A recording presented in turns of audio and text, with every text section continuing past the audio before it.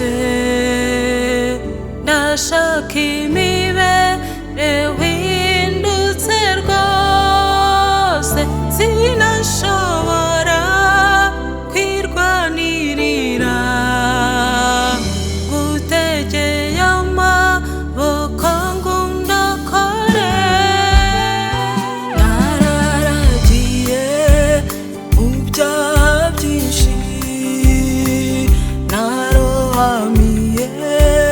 mu isaha ikaze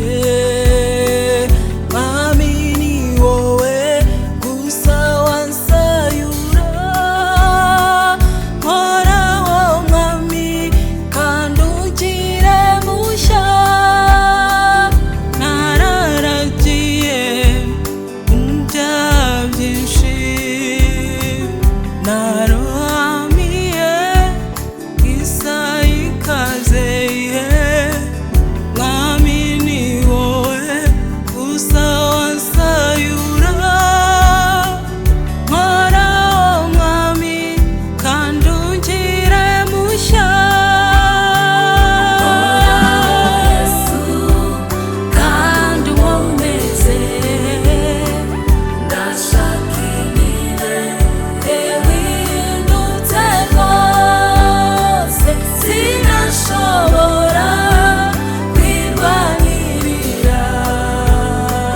ngutegeye amaboko ngo undokore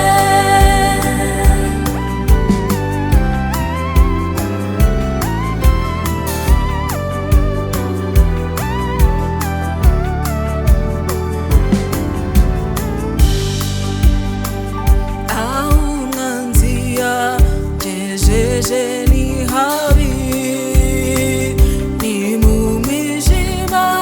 w'icuraburindi nta byiringiro namba nkihafitiye ariko niringiye ubuntu bwawe umucyo wawe nkabungereho ukuboko kwa Yesu kunsayure imbaraga yakwinshingije intege ndakwiringiye